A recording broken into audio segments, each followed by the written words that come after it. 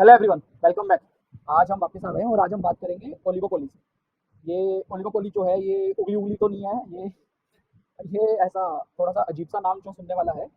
ये एक market term है। तो बोला जाता है कि जब मार्केट में बहुत एक कम प्लेयर्स बचते हैं तो उसको ओलिगोपोली बोला जाता है। अब आपने मोनोपोली सुना होगा कि जब एक ही लीडिंग प्लेयर बचते हैं। डुओपोली सुना होगा कि सब जो जो दो ही लीडिंग प्लेयर बचते हैं पर्टिकुलर कैटेगरी पर्टिकुलर मार्केट के अंदर। ओलिगोपोली होता है कि कम ही प्लेयर बचते हैं, लेकिन वो ऐसे गांठ साठ कर लेते हैं ना और बातचीत कर लेते हैं अंदर ही अंदर कि वो प्राइस कंट्रोल आ जाता है उनके हाथ में।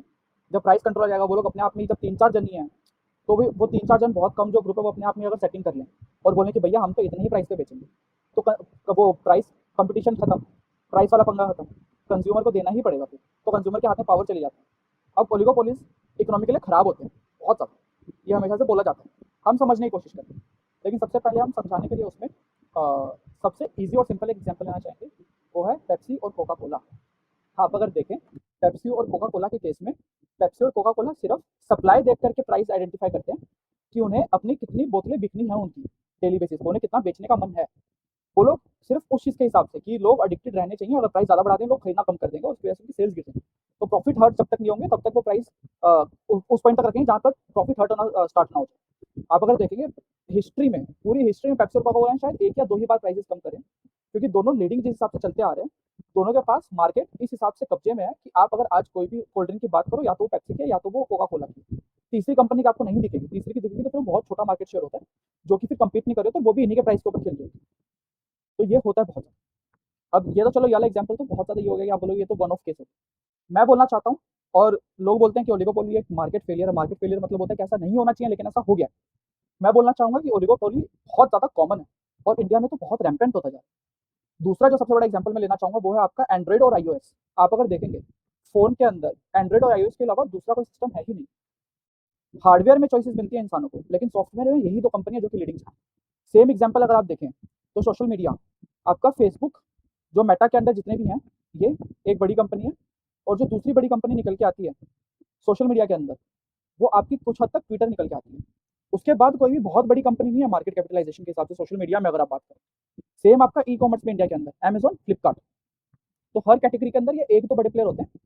बाद में वो मार्केट ही ऐसा बनता चला था कि छोटे छोटे प्लेयर आ करके सपोर्ट करते हैं। इन दो बड़े प्लेयर को क्या चाहिए उसके लिए बना देंगे कुछ, जैसे कि बहुत सारी कंपनी ने अपना बहुत सारा पैसा बनाया सिर्फ मेटा के डेटा सेंटर हैंडल करके। वो हेल्प मेटा की ही कर रहे हैं, लेकिन वो डेटा सेंटर बना दिए और बना दिए, तो नए नए मार्केट निकल जाते हैं इनके अंदर से, लेकिन इनको हिलाना मुश्किल हो जाता है। और जो एक एग्जाम्पल मैं लेना चाहूंगा अभी, जो कि आप लोगों ने देखा होगा इंडिया के अंदर होते हुए, वो है हमारा टेलीकॉम सेक्टर। अब यहाँ पर आप बहुत बड़ा एक आर्ग्यूमेंट करेंगे टेलीकॉम सेक्टर तो ओलिगोपोली नहीं है, कंपटीशन की वजह से बहुत ज़्यादा प्राइसेस कम आ गए। इनफैक्ट इंडिया में तो वर्ल्ड में सबसे सस्ता इंटरनेट है। मैं कहना चाहता हूँ ये फैक्चुअली गलत हो चुका है। इंडिया में आज की डेट में सबसे सस्ता इंटरनेट नहीं है, अभी भी हमारे पास वर्ल्ड में सबसे सस्ते इंटरनेट में से एक हमारी कंट्री है। मैं नहीं कह रहा हमारी कंट्री में इंटरनेट महंगा है, हमारी कंट्री में इंटरनेट अभी भी बहुत ज़्यादा सस्ता है, बट सबसे सस्ता नहीं है। सबसे सस्ता दूसरी कंट्रीज में आ गया। और ये जो रिलायंस ने किया था, रिलायंस को नए मार्केट में घुसना था। रिलायंस को एक ऐसे मार्केट में घुसना था जो कि पहले ओलिगोपोली की तरह चल रहा था। जब ओलिगोपोली की तरफ मार्केट चल रहा है जहाँ पर बस चार पांच प्लेयर्स ने मिल करके प्राइसेस ढूंढ लिए अपने कि हम इसी प्राइस के आसपास खेलेंगे, मोटा मोटी सभी उसी प्राइस में देते थे सारे प्लान। अगर आप देखेंगे तो पहले हमारा डिस्कशन ये नहीं होता था कि किसका प्लान कितना सस्ता है या किसका प्लान कितना महंगा है, वो बीच में वन ऑफ कुछ प्रीपेड प्लान सस्ते महंगे कर देते हैं ये लोग मार्केट शेयर बढ़ाने, बट पोस्टपेड में वैसे ही खेलते रहते थे और मोटा मोटी बहुत फर्क कभी आता नहीं था। दूसरी चीज जो इनका पंगा होता था पहले, हम मेनली नेटवर्क के ऊपर खेलते थे। पहले डिबेट होती थी भैया बीएसएनएल ले लो हर जगह चलता है, वोडाफोन ले लो नहीं चलेगा, या एयरटेल का सिग्नल अच्छा है पहाड़ों में या कहीं, पहले ये ऐसे करके लेते थे लोग। तो वो वाली जो डिबेट थी वो खत्म हो गई थी जियो के आने के बाद, क्योंकि उन्होंने इतना सस्ता कर दिया, उन लोग को मार्केट को इतना हिलाने की जरूरत थी ना कि जो इनकी जो साठ गांठ है वो सारी सारी सबको चेंज करनी पड़ी। जब तक सब लोग चेंज करेंगे तब तक जियो एक अपनी पोजीशन बना ले। और जियो ने वही किया वहां पर। जियो ने आकर के प्राइसेस इतने तोड़ दिए कि लोगों ने फिर वहां पे ये सर्विस किसकी अच्छी है या किसके प्रीपेड प्लान अच्छे हैं सोचने की जगह पे लोगों ने बस ये सोचा कि ये बढ़िया है, मेरे को थोड़ी नेटवर्क में दिक्कत होगी, ये प्राइस सस्ता है। लोगों का पूरा माइंडसेट चेंज कर दिया उसने। जहाँ पे इंटरनेट पहले 2 जीबी चलाते थे वहां पे उसने बोला अनलिमिटेड ले लो तुम मेरे से फ्री ऑफ कॉस्ट, मैं बाद में बताऊंगा तुम्हें कितना पैसा देना है जब देना हो। तो वो एक बहुत इंटरेस्टिंग चीज करी। और अभी हम आते हैं बनिया भाई साहब पे। मैं बस लास्ट में बोलना चाहता हूँ कि अभी भी ओलिगोपोली कैसे हुआ है। इसके अंदर ओलिगोपोली ये ऐसे हुआ है कि अब जाकर के अगर आप देखें 2019 में प्राइस बढ़ाए थे इन लोगों ने, बोल के कि सस्टेनेबल नहीं बचा बिजनेस। समझ आते हैं अब 5 साल के बाद वापस प्राइसेस बढ़ रहे हैं, 20-25% करके बढ़ रहे हैं वापस प्राइसेस, जो कि ठीक है। लेकिन अब अगर आप देखें सब नहीं बराबर बराबर प्राइस बढ़े, तीन ही प्लेयर बचे मार्केट में, जियो, एयरटेल, वोडाफोन।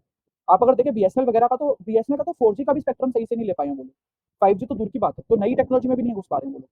तो ये एक बड़ी दिक्कत वाली बात है हमारे लिए भी, क्योंकि अब चीजें ये लोग अपने हिसाब से प्राइस सेट कर सकते हैं। अब हम बनिया भाई साहब पे आना चाहेंगे, बनिया भाई साहब के पास क्या है इसमें। देखिए क्या है, मेरा इसमें बहुत सिंपल टेक है कि इंडिया और यूएस ना बहुत सिमिलर है।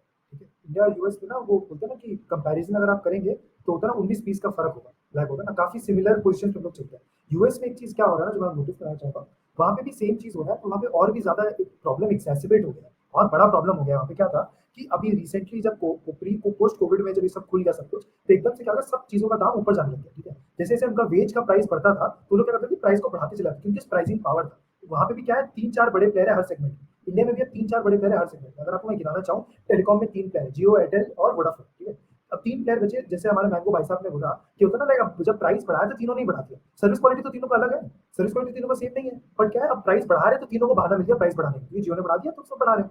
अब क्या है, जैसे होता है ना सीमेंट में, अगर आप जाएंगे सीमेंट में, मैं आपको बहुत इंटरेस्टिंग चीज बताना चाहता हूँ। लाइक होता है ना, रिसेंटली क्या हुआ है कि अभी सीमेंट वॉर स्टार्ट हो गया है। ठीक है, तो अडानी ने क्या किया, अडानी ने अंबुजा को ले लिया है और एसीसी को ले लिया है। ठीक है, और उसमें क्या हो गया है कि अब वो लोग सीमेंट वाले सेक्टर में और अपना एक्सपेंशन कर रहे हैं और बायआउट्स कर रहे हैं। तो आने वाले टाइम में मेरे हिसाब से, अगर आप मेरे से पूछे, तो मेरे को लगता है कि आने वाले टाइम में ज्यादा प्लेयर नहीं बचेंगे इस segment में। इस सेगमेंट में 3 प्लेयर बचेंगे, वो है अल्ट्राटेक, अडानी, अडानी के अंदर अंबुजा और ईसीसी आएगा, और थर्ड जो प्लेयर है वो आपका श्री सीमेंट हो सकता है, और बाकी सब छोटे छोटे प्लेयर होंगे कंपेरेटिव बेसिस पे। बाकी सब लाइक होता है ना, लाइक कंसोलिडेट हो जाएंगे। जैसे डालमिया भारत है, लाइक होता है ऐसा, कोई इंडिया सीमेंट है, इंडिया सीमेंट में ऑलरेडी अल्ट्राटेक ने स्टेक किया है। पर ये सब सब सीमेंट स्पेस में से क्यों स्टार्ट हुआ, उसका रीजन ये है कि अब एशियन पेंट और लाइक होता है ना ग्रासिम, जो बेसिकली अल्ट्राटेक का पेरेंट कंपनी है, आप बोल सकते हैं कि ग्रासिम आदित्य बिरला ग्रुप का है, तो वो लोग क्या है, वो लोग अपना उस वॉर में चले गए हैं, क्योंकि अब क्या आदित्य बिरला अपना खुद का एक पेंट कंपनी निकाल रहा है, उसका नाम है बिरला ओपस। बिरला ओपस अब क्या कर रहे हैं, इतना दिन तक उन्होंने बोला कि भाई हम इस सेगमेंट में नहीं आएंगे, क्योंकि ये मेरा हमारे लिए सेंसिबल नहीं है, हमारा कॉस्ट बॉटम लाइन में हेल्प नहीं करता, हम सीमेंट में रहेंगे, एशियन पेंट पेंट में रहेंगे। ठीक है, तो एक डोमिनेंट प्लेयर था, वही गेम खेल रहा था। अब क्या हो गया, सब सबके गेम में चले गए। इससे क्या होगा, शॉर्ट रन में तो प्राइस आर्बिट्राज मिलेगा। प्राइस आर्बिट्राज का मतलब क्या है, अभी क्या होगा, प्राइस वॉर होगा, सब अपना दाम नीचे करेंगे ताकि वो बेच सके जब तक। फिर आने वाले टाइम में क्या होगा, 5 साल बाद जब ये वॉर कभी तो खत्म होगा ना, कोई तो विनर निकलेगा। जैसे टेलीकॉम वॉर में जियो विनर निकला उस समय शॉर्ट रन में, उसका रीजन क्या है, जियो बहुत सारा मार्केट कैप एक साथ ले गया। तो रिलायंस कम्युनिकेशन जो था, अनिल अंबानी वाला कंपनी, सारा उसका कस्टमर ले लिया, एयरटेल का कुछ कस्टमर ले लिया, वोडाफोन का कुछ कस्टमर ले लिया, बीएसएनएल का कुछ कस्टमर ले लिया। इससे क्या होगा, जियो अपना एक मार्केट, एक शेयर बना लिया। अब जियो कितना भी दाम बढ़ाए क्या कर लेगा आदमी, अब जो फंस गया तो फंस गया ना, रोज रोज तो पोर्ट नहीं करा सकता, और पोर्ट करा के भी कहीं चले जाओगे, सब एक साथ दाम बढ़ा लिए। तो ऐसा तो कोई है नहीं कि प्राइस बेसिस पर आप फाइट कर सकते हैं। देखिए क्या है ना, ऑलरेडी एयरटेल और वोडाफोन जो है, वो लोग इतना डेट में थे और धीरे धीरे डेट रिलीफ, मतलब अपना डेट को सॉर्ट आउट कर रहे हैं, तो वो प्राइस वॉर अफोर्ड ही नहीं कर सकते। जियो को जरूरत नहीं है प्राइस वॉर करने की, क्योंकि उनका मार्केट शेयर अच्छा खासा हो गया सेगमेंट। तो मेरा कहने का मतलब क्या है ना, पेंट सेगमेंट हो गया, सीमेंट सेगमेंट हो गया, इस सब सेगमेंट में वॉर होने वाला है, लाइक होता है ना, और उसमें इवेंचुअली एक प्लेयर जीतेगा। अब प्रॉब्लम क्या है ना, जब वो प्लेयर जीत जाएगा ना, तब सारा प्रॉब्लम स्टार्ट होगा। अब क्या है, यूएस में एंटी ट्रस्ट बोल के कुछ होता है, तो सरकार ना आपको अलाउ नहीं करता ऐसे स्टेक खरीद लेने में, लाइक होता है ना, आपको कंपनी को तोड़ देता है। आई वुड सजेस्ट इंडिया में भी ये होने वाला है, मेरे को पर्सनली ऐसा लगता है। उसका रीजन क्या होगा, देखिए आप समझिए, मोदी को एक ब्रोकन मैंडेट मिला है। ठीक है, 2040 सीट मिला है। वो नहीं चाहेगा कि ये सरकार ऐसा दिखे कि ये सब कुछ होता है ना बिजनेसमैन को देते हैं। Plus competition is good for consumer, consumer को वो हेल्प ही करेगा, क्योंकि कंपटीशन होने से क्या होता है, सबको प्राइस अपना चेक पे रखना पड़ता है। अगर सब लोग यही मान लिया है, लाइक होता है ना, लाइक कि कुछ नहीं होगा, हम सब बात कर लेते हैं अपने बीच में, प्राइस बढ़ा देते हैं, फिर आगे कस्टमर को लेना है तो हमसे लेना पड़ेगा। प्लस तीसरा चीज क्या है ना, जो मेरा काउंटर आर्ग्यूमेंट है इस चीज के ऊपर में, अभी क्या है ना, धीरे धीरे कैपिटल बहुत एक्सपेंसिव होने वाला है। अभी तक क्या था, कैपिटल कंपेरेटिवली बहुत चीप था यूएस में और फॉरेन मार्केट्स में, तो ये कंपनीज वहां जाके बोरो करती थी ना, तो नेक्स्ट टू जीरो रेट्स पे बोरो हो रहा था, 3% पे बोरो हो रहा था। तो करेंसी रिस्क भी अगर आप ले लें, कल को अगर डॉलर होता है ना 82 से लाइक 92 भी चला जाता है, फिर भी 3% अगर उनका इंटरेस्ट रेट है उनका लोन के ऊपर, it is still बेरेबल for them, इतना बड़ा बात नहीं है उनके लिए। इंडिया में भी इंटरेस्ट रेट्स बहुत नॉमिनल बेसिस पे थे, इतना कुछ बहुत क्रेजी नहीं था। मेरा कहने का क्या मतलब, आने वाला टाइम में जो इंटरेस्ट रेट इतना हाई हो जा रहा है ना, तो सबके बस का बात ही नहीं बचेगा इतना बड़ा कैपिटल एक्सपेंडिचर करना। समझिए कि सीमेंट का प्लांट बिठाना बहुत बड़ा कैपिटल एक्सपेंडिचर है। सेम आपका लाइक होता है ना, क्या बोलता है, एक टेलीकॉम कंपनी इतना लार्ज स्केल पर रन करना, क्योंकि जब तक आप लार्ज नहीं बनाओगे ना, तब तक कुछ सेंस नहीं बनता। अगर आप आज एफएमसीजी में देखिए, एफएमसीजी में 3 बड़ा प्लेयर बचे, आईटीसी, ब्रिटानिया और डाबर। अगर आप बोले डाबर, अगर आप मानते नहीं डाबर को बड़ा, पर मैं तो आईटीसी और ब्रिटानिया को बड़ा प्लेयर मानता हूँ। दूध में अगर आप देखें, दूध में भी अमूल इंडिया भर में है। बाकी कौन सा प्लेयर है जो इंडिया भर में इतना बड़ा सिरे में काम कर रहा है, मदर डेयरी है, पर मदर डेयरी कुछ पॉकेट्स में है, नॉर्थ में है, ईस्ट में है, लाइक होता है अलग अलग नाम से, पर कोऑपरेटिव बेसिस पे, लाइक होता है नंदिनी है, नंदिनी भी साउथ में है, जो लाइक साउथ का होता है। मेरे कहने का क्या मतलब है, हर सेगमेंट में ना मोनोपोलीज बनने स्टार्ट हो गए, which is very bad long run में। अभी लाइक होता है लोगों को फर्क नहीं पड़ रहा है, पर अगर आप देखेंगे ना, ये लोग क्या धीरे धीरे प्राइस बढ़ाने लग जाएंगे, उससे क्या होगा, हम लोग कंज्यूमर को बहुत हर्ट होने लगेगा। एक और चीज जो मेरे को पर्सनली ऐसा लगता है कि ना, जो ध्यान रखना आने वाला टाइम में, वो ये है कि ना, स्टील में अगर आप देखिए, स्टील में भी 3-4 बड़ा प्लेयर बचे, Tata steel, JSW steel, Jindal steel. Arsenal Mittal भी है, पर वो इतना इंडिया में काम नहीं करता है, मतलब करता है पर कंपेरेटिव बेसिस पर अगर आप देखें। मेरे कहने का क्या मतलब है, 3-4 बड़ा प्लेयर है और इनमें भी कंसोलिडेशन होगा उसे। जिंदल भी अगर आप बोलेंगे, एक्चुअली तो एक भाई भाई है, लाइक होता है कंपीट जरूर करते हैं, पर वो एक ही घराने से आ रहे हैं, तो पहले वो एक ही था। तो अगर आप बोले तो टाटा है, जिंदल के 2 भाई हैं और आर्सेनल मित्तल, मेजर यही है। भूषण स्टील था, टाटा खरीद लिया। लगभग छोटे-छोटे जो स्टील कंपनी सब टाटा खरीद। छोटा प्लेयर बच ही नहीं सकता है। आजकल कैपिटल इंटेंसिव सिचुएशन में छोटा प्लेयर बच ही नहीं सकता, मार्जिन ही नहीं है उसके पास बचने की। लाइक होता है ना, ये डालमिया भारत है, लाइक होता है ना, ये सब नहीं बचेगा। ऑन द कॉन्ट्ररी, ये कोई स्टॉक रिकमेंडेशन एडवाइस नहीं है। मेरे को पर्सनली लगता है वोडाफोन का फ्यूचर काफी ब्राइट है। उसका रीजन ये है, अब सरकार एज अ प्लेयर आ गया उसके अंदर, 33% स्टेक है सरकार का उसके अंदर। उससे क्या होगा, और उन्होंने एफपीओ लेके आए थे, ठीक है। उससे क्या कर रहे हैं ना, बहुत स्मार्टली, क्या है ना, हमारे लोग ना समझते नहीं है, बस शेयर बहुत सस्ता लग रहा है, बस ले लो ले लो ले लो। वो लोग क्या कर रहे हैं, डेट को इक्विटी में कन्वर्ट कर रहे हैं। हमारे उदय कोटक भाई साहब ने, हमारे मैंगो मैन आपको ना एक आर्टिकल निकाल के देंगे, उदय कोटक भाई साहब ने क्या बोला है वोडाफोन आइडिया के बारे में। उन्होंने बहुत स्मार्टली क्या किया है, डेट को चेंज करके इक्विटी में कर दिया। उसका मतलब क्या है, जिनको भी डेट लेना था, मतलब उधारी था जिनसे भी, वो कन्वर्ट होकर उनको शेयर पकड़ा दिया। उससे क्या हो रहा है, शेयर का क्वांटिटी मार्केट में ज्यादा हो गया है। अब उनका क्या जिम्मेदारी है, उनको तो ये है ना, कल को शेयर का वैल्यू बढ़ेगा तो जिनका डेट था उनका बढ़ जाएगा, या कल को बेच दें, जितना उनका डेट का वैल्यू था उतना उनको शेयर दे देंगे। अब वो उनके ऊपर, उनको बेचना है या पूरा होल्ड करना है। उदय कोटक भाई साहब ने बोला, इससे क्या होता है, कंज्यूमर को हर्ट होता है। जो एक आम आदमी है, एक शेयर होल्डर है, जो नहीं जानता है, लाइक होता है कि क्या हो रहा है, ये उदय कोटक भाई साहब ने ये बोला कि ये तो नहीं, बहुत गलत चीज है, लाइक होता है जो वोडाफोन आइडिया ने किया है, लाइक होता है उन्होंने डेट से इक्विटी में कन्वर्ट करके, अब जो शेयर होल्डर है आज, उसका भी लाइक शेयर होल्डर वैल्यू खत्म हो गया ना उसका। अगर उसका एक शेयर का, एक वोट का वैल्यू ₹1 था, तो उसका एक जो शेयर का वैल्यू 0.5 हो गया, क्यों, क्योंकि ज्यादा शेयर इश्यू कर दिया। ये देखिए, ये होता है ना, एक तरीके से चोरी तो है, क्या है बस। पर यहाँ पे मेरे को एक सिल्वर लाइनिंग दिखता है। सिल्वर लाइनिंग क्या है, मैं आपको समझाता हूँ। जो कि डेट से इक्विटी में कन्वर्ट कर दिया है, अब क्या है, इंटरेस्ट कॉस्ट खत्म हो गया। अब जितने भी प्लेयर हैं, या तो वो आज एग्जिट कर दें, लाइक होता है ना, जितना भी है जिनको शेयर मिल गया वो एग्जिट करें, या वो होल्ड करें। अब क्या है, आने वाला टाइम में ना, जब वो डेट लेंगे ना, तो उनका जो रेटिंग है वो बेटर हो जाएगा। क्यों, क्योंकि वो लोग डेट को डिसबैंड नहीं किए, कैसे ना कैसे वो रीपे किए हैं, इक्विटी हो या रीपेमेंट हो। तो यहाँ पे क्या है कि बेसिकली कहने का मतलब क्या, आने वाले टाइम में मेरे को वोडाफोन आइडिया का बैलेंस शीट काफी बेटर लगता है। दूसरा चीज जो मेरे को लगता है वो इंपॉर्टेंट ये है कि वोडाफोन आइडिया जो है, उसमें ना वोडाफोन को आप साइड रख दीजिए। आई डोंट थिंक वो इतना बड़ा प्लेयर है। पर मेरा एक मेजर पॉइंट क्या ना, अगर हम लोगों ने कुछ टाइम पहले एक वीडियो में बात किया था कि कैसे एयरटेल वन वेब टेक्नोलॉजी ला रहा है, सैटेलाइट से होता है ना, लाइक आपका लाइक इंटरनेट प्रोवाइड करने के लिए। आई थिंक वो एक मेजर लाइक होता है फैक्टर बनने वाला आने वाला टाइम में। आई थिंक वोडाफोन भी ये चीज कर रहा है अपने जो ओवरसीज ऑपरेशंस में है, वो टर्की हो या यूके हो, यहाँ पे आई थिंक वो टेक्नोलॉजी इंटीग्रेशन इंडिया में दे सकता है। लाइक होता है ऑब्वियसली वो लीज आउट करेगा, जो भी करेगा, तो उससे क्या है ना, वोडाफोन आइडिया के पास का एडवांटेज है। As a matter of fact मेरे को लगता है जियो डिसएडवांटेज पे, क्योंकि मेरे को लगता है उनको अपना खुद का सैटेलाइट लॉन्च करना पड़ेगा, या कहीं से उनको भी टाई अप ढूंढ के लेके आना पड़ेगा, क्योंकि उनके पास कोई टाई अप अभी है नहीं इस सेगमेंट में। तो क्योंकि वो टावर पे फोकस कर रहे हैं। प्लस दूसरा चीज क्या है, एयरटेल के पास सिर्फ वन वेब टेक्नोलॉजी नहीं है, एयरटेल के पास में उनका इंडस टावर भी है। इंडस टावर बोल के एक शेयर है, ऑब्वियसली स्टॉक रिकमेंडेशन नहीं है, पर इंडस टावर में भी एयरटेल का एक स्टेक है। तो ऑलरेडी एयरटेल के पास में टावर नेटवर्क भी है, और प्लस उनके पास में उनका लाइक होता है ना वन वेब टेक्नोलॉजी में पार्टनरशिप भी है। तो एक बहुत इंटरेस्टिंग स्पेस में है एयरटेल और वोडाफोन, और जियो नहीं है। सो लाइक अभी जैसे रिलायंस को पर्सनली मेरे को थोड़ा समझ नहीं आता, रिलायंस को वैल्यू कैसे हो, मैं उससे एफएमसीजी करूँ, क्योंकि जैसे हमारे भाई साहब ने बताया कि पेप्सी और कोका कोला का मोनोपोली हो गया है, कैंपा कोला आ गया है। वैसे अगर आप देखें वर्ल्ड कप, अगर आपने फॉलो किया हो, वर्ल्ड कप में इतना ऐड किया कैंपा कोला भाई साहब ने, लगे ना, तो धीरे धीरे वो भी सेगमेंट में आ रहे हैं, प्राइसिंग पावर और ये सब बातें हम कर रहे हैं, तो सेगमेंट काफी बड़ा खुलते वाला है। भाई साहब क्या रहा है इसको।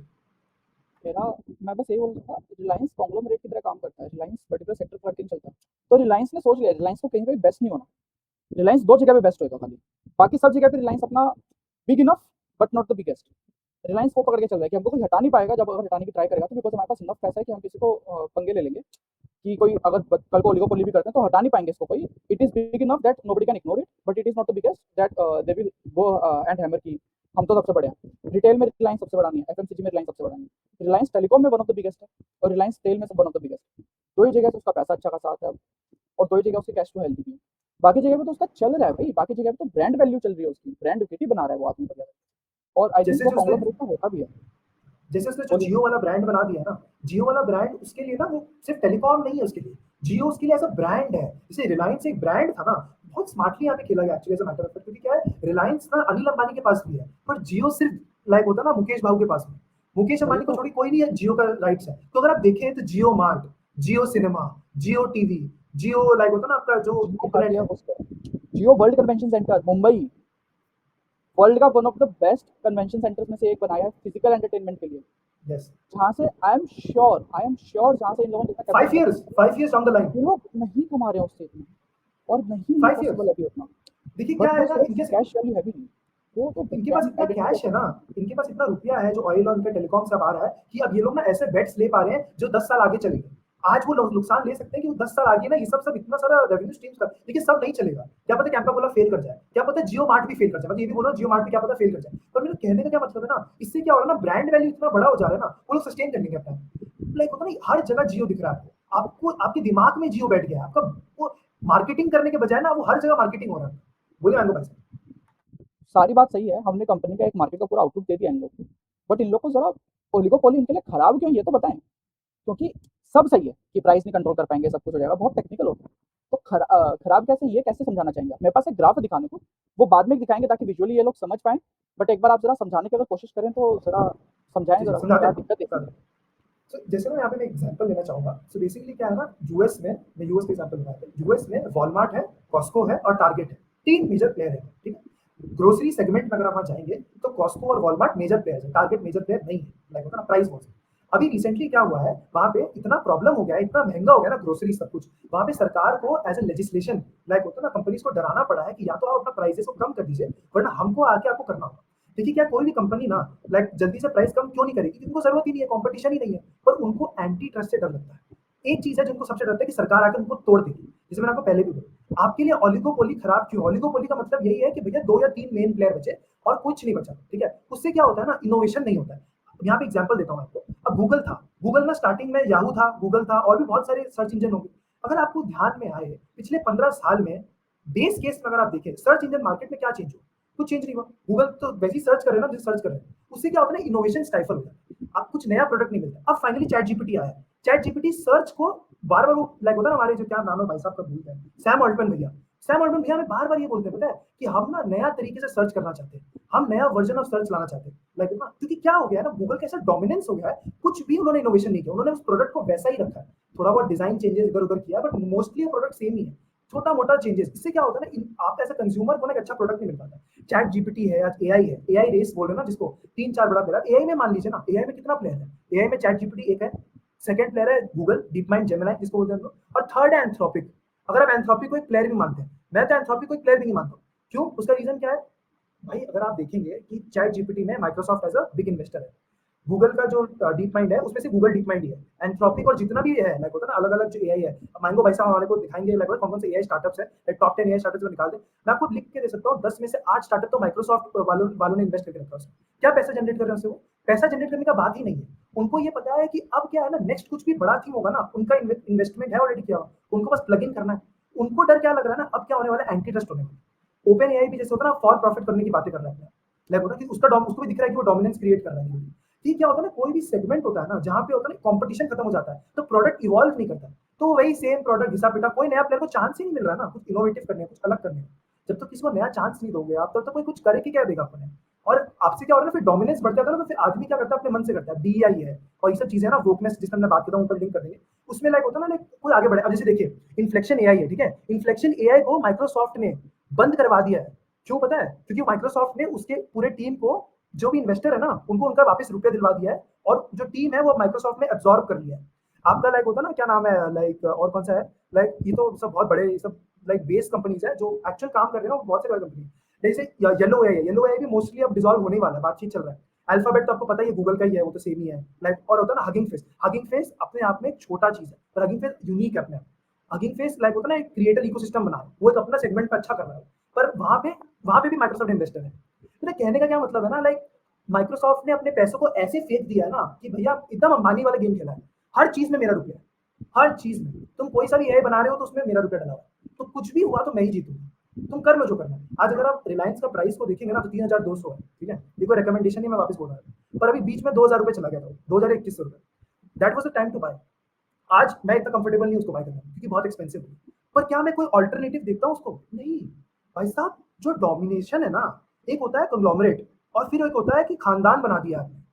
भाई मुकेश भैया ने तो खानदान बना दिया अपना, सब कुछ हम ही करेंगे। भाई बिरला बिरला भी शर्म खा के मर जाए कि ये क्या कर दिया भाई साहब। बोलिए मेरे पर्सनल लैंड्स असाइड, को। तो जो आपने बोला, आपने सारी बातें बहुत बढ़िया तरीके से कैप्चर करी है मार्केट पॉइंट ऑफ व्यू से। यहाँ आपको समझ आ गया ना कि सारी चीज़ें महंगी हो सकती हैं, देखने वालों को भी समझ आ गया है ना। अब वो सरकार को फिर आकर के वो करेक्शन करनी पड़ती है, या तो सरकार करेक्शन करती है, या तो वहाँ पे अपॉर्चुनिटी होती है, बिकॉज इनोवेशन नहीं हो रही, तो या तो इनोवेशन की अपॉर्चुनिटी आती है, प्राइस अपॉर्चुनिटी आती है, प्राइस अपॉर्चुनिटी पे जियो खेल गया, इनोवेशन अपॉर्चुनिटी पे एआई खेल गया, और भी काफ़ी सारी चीज़ें निकल के आती है, क्योंकि इनएफिशिएंसी के चलते आते हैं, ओलिगोपोली में इनएफिशिएंसी होती है। लेकिन इसमें और एक बड़ी चीज़ निकल के आती है, वो होता है आपका वेल्थ डिवाइड। सोसाइटीज़ में वेल्थ डिवाइड बढ़ता है इसकी वजह से, बहुत ज़्यादा। और इंडिया एक ऐसी सोसाइटी है जहाँ पर ऑलरेडी बहुत ज़्यादा, अगर आप देखेंगे इंडिया के अंदर अभी क्या सिचुएशन है, अभी इंडिया के अंदर वेल्थ डिवाइड अगर आप देखें, ये चार्ट मैं दिखा रहा हूँ, बॉटम 50% अगर आप देखोगे, शेयर इन इकोनॉमी डिक्लाइन पे है, ब्रिटिश टाइम से पहले भी ज़्यादा था आज के मुकाबले। शेयर ऑफ इकोनॉमी की बात कर रहा हूँ, तो परसेंटेज की बात कर रहा हूँ, ऑब्वियसली इकोनॉमी ग्रो करके गई है, लेकिन उसके प्रोपोर्शनेटली सब लोग ग्रो नहीं करे। आप अगर देखेंगे टॉप 10% कैसे ऊपर बढ़ता चला गया है, और मिडिल 40% के तो सबसे ज़्यादा बैंड बजी है इसके अंदर, जबकि पहले वो टॉप 10% का जो इकोनॉमिक शेयर और मिडिल 40% का जो इकोनॉमिक शेयर था, मोटा मोटी प्रोपोर्शनल था, बराबर बराबर रहता था। अब वो चीज़ नहीं बची। ये सब चीज़ें होती हैं जब आपका अमीर के पास और ज़्यादा पैसा आता है, और वो अमीर वो पैसे को बचाने के लिए फिर दूसरी चीज़ जो करता है, जो कि और भी ज़्यादा खराब है सोसाइटी में, वो पैसे को तो रिटेन करता है, प्राइस रिटेन करेगा। एक चीज़ मेरे को लास्ट बोलनी है, वो रेड टेपिज्म में घुसता है, वो करप्शन में घुसेगा, वो लोगों को पैसा खिलाएगा, बिकॉज उसके पास अभी पोजीशन है अपनी कंट्रोल करने को और सेफगार्ड करने की। वो बहुत बड़ा एक मार्केट फेलियर होता है। सरकारें उसको कैसे मिटिगेट करती हैं वो अब सरकारों के ऊपर है। जैसे यूएस वाला एग्जांपल हम आपको दे चुके हैं, इंडिया वाला हम प्रपोज कर चुके हैं कि ये हो सकता है, मे बी, हमें नहीं पता, हम एक्सपर्ट्स नहीं है कि कैसे हैंडल होगा। बट अगर वो नहीं हुआ ना, तो वो सिस्टम में आदमी सही होगी, सरकार सही होगी, सरकार के अंदर जो आदमी बैठे होते हैं वो गड़बड़ कर जाते हैं। जैसे पीएनबी बैंक में स्कैम हुआ था, पीएनबी बैंक खराब नहीं है, पीएनबी बैंक आज भी ठीक होगा, लेकिन उसके अंदर एक क्लर्क खराब मिल गया जिसकी वजह से वो स्कैम हो गए थे। तो हमें नहीं पता कहाँ पर क्या फेलियर हो सकता है। हम एक बार भाई फटाफट साहब, एक बार भाई साहब, चार्ट वापस से लेके आइए, चार्ट वापस से खोलिए। लेकर के आते हैं भाई साहब। देखिए क्या है ना, एक बहुत इंपॉर्टेंट चीज मैं वहाँ पे आपको दिखाऊंगा कि वो जो डाइवर्जन है ना, टॉप 10% और टॉप 40% जो भाई साहब ने भी दिखाया था, वो कहाँ से स्टार्ट होता है। यहाँ पे अगर आप देखेंगे 1992 से ना एक मेजर लाइक होता है ना, 1982 तक सब नॉर्मल था, थोड़ा बहुत ऊपर नीचे चल रहा था, ठीक है, टॉप 10% और मिडिल 40 में। यहाँ पे से क्या चेंज हुआ आपको पता है? यहाँ से क्या हो गया, यूएस को समझ में आ गया कि भाई साहब हमारे पास प्रिंटर है, हम करेंगे प्रिंट, हम बनाएंगे बाजार को, ठीक है। उसके बाद क्या हुआ, वो बस छापते गए, वो बस छापते गए। उसके बाद क्या हुआ, यहाँ पे इंडिया का बताता हूँ आपको, ठीक है। यहाँ इंडिया में कैसे इफेक्ट आया, इंडिया में 82 तक भी कुछ इफेक्ट नहीं आया था। 92 में लिबरलाइजेशन की बातें हो रही थी, 92 शायद हो गया था, 92 में। यहाँ पे भी स्टार्कनेस इतना ज्यादा नहीं है। अगर आप स्टार्कनेस देखोगे तो आने वाले 10 साल में 2002 तक आते हुए देखिए, उस समय क्या हो रहा है ना, जिसके पास में एक्विटी है, जो बाजार में इन्वेस्टेड है, वो उसका ग्रोथ जो है ना, उसका वैल्यू है जो शेयर का, वो उसका वेल्थ जो है, जिसको बोलते हैं ना कि मेरा इतना रुपया हो गया है, उसका पेपर वेल्थ इतना बढ़ता चला गया ना, ये क्या है ना, मिडिल 40 को पता ही नहीं है उसको कहाँ इन्वेस्ट करना है, और टॉप 10 के पास इतना पैसा हो गया उसको समझ नहीं आ रहा उसको कहाँ इन्वेस्ट करना है। तो अब क्या हो गया, उसको टॉप 10 को अपॉर्चुनिटी मिलने लग गया बाजार में, इंडिया का बाजार में, स्टॉक मार्केट में, यहाँ पे वेल्थ बढ़ने लग गया। करप्शन तो ऑब्वियसली रीजन है, मैं तो मना कर ही नहीं रहा हूँ, तो मैं बोल रहा हूँ मेजर रीजन जो है वो है कि मार्केट्स जैसे आ जाते हैं ना, तो टॉप 10% सबसे पहले बेनिफिशियरी बनता है इसका। और आज देखिए क्या है, मार्केट और ऊपर जा रहा है ना, तो देखिए वो सेगमेंट मार्केट में इन्वेस्ट करता है, तो मिडिल 40% अब इन्वेस्ट करना स्टार्ट कर रहा है, उसको समझ आ रहा है कि भाई उसको इन्वेस्ट करना पड़ेगा, अगर वो नहीं करेगा तो नहीं बचेगा। और जो बॉटम है ना, उसको तो पता ही नहीं, उसके रुपया ही नहीं यार इन्वेस्ट करने का, वो तो रोज अपना जीवन और मौत के लिए लड़ रहा है, वो क्या इन्वेस्ट करेगा, वो तो रोज का रोटी के लिए लड़ रहा है। तो यहाँ पे जो डिफरेंस आ जाता है कि होता है ना कि आप क्या कर रहे हैं। यहाँ पे आज हम स्टॉक्स के बारे में बात करते हैं, हम वेल्थ बनाना चाहते हैं, देखिए क्या है ना, हम सब वेल्थ बनाना चाहते हैं, वरना आप क्यों मेरा चैनल देख रहे हैं, लाइक ना आप भी तो समझना चाह रहे हैं ना इस बात को कि कैसे आप अपना वेल्थ बढ़ाएं। आपको पता है आपको अपना वेल्थ बढ़ाना है, ये आपको यूट्यूब से सेगमेंट मिला है आपको, जब आप आके समझ सकते हैं वेल्थ बढ़ाने का तरीका क्या है। तो मेरे हिसाब से वो जो सेगमेंट है ना, आप धीरे धीरे लाइक होता है टेक्नोलॉजी से क्या पता वो ब्रिज थोड़ा सा भरे, मैं बहुत ऑप्टिमिस्टिक नहीं हूँ उस चीज को लेकर, तो मेरे को ऐसा लगता है मे भी थोड़ा बढ़ सकता है। मैंगो भाई साहब क्या राय है, लास्ट कुछ राय बता दीजिए। तो मेरा अभी, यार जनरली बोलूँ तो अपन बोल चुके हैं, अब इससे ज़्यादा बोलने जाएंगे तो फिर वही है कि सेंस बनेगी नहीं चीज़ों की। हम हम लोग ना काफ़ी एक सेकंड वीडियो बनाएंगे वेल्थ वेल्थ जो डिस्पैरिटी है ना उसके ऊपर, ये अच्छा टॉपिक मिल गया ना, इस पे नेक्स्ट वीडियो में, तो वही है। तो उसके साथ आज के वीडियो यही समाप्त करते हुए, thank you for watching, like share and subscribe करना है। Bye bye, tata, bye bye. हाँ एंड अगेन सब्सक्राइब करो, नहीं कर रहे हो आज।